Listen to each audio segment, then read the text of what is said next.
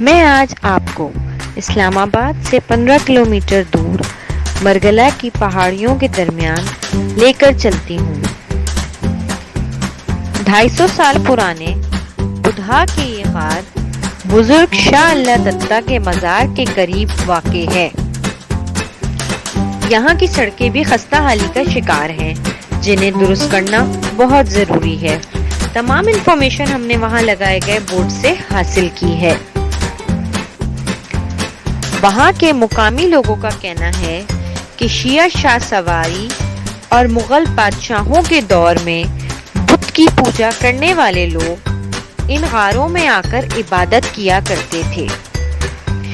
اس مقام پر مسجد اور آرام گاہ بھی موجود ہے۔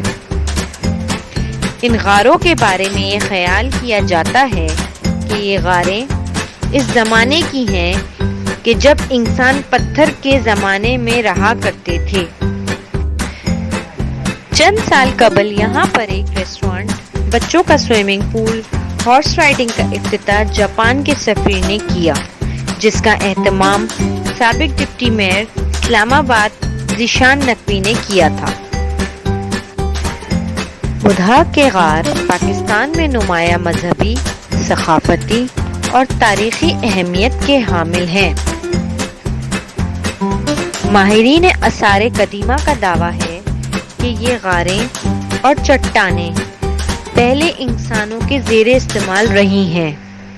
مرگلا پہاڑوں کے دامن میں سکندر اعظم کا تاریخی کنواں بھی واقع ہے۔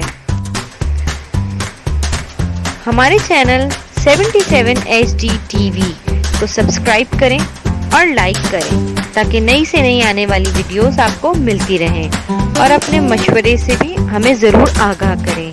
میں ہوں اینکر نورین عاصم۔ اللہ حافظ۔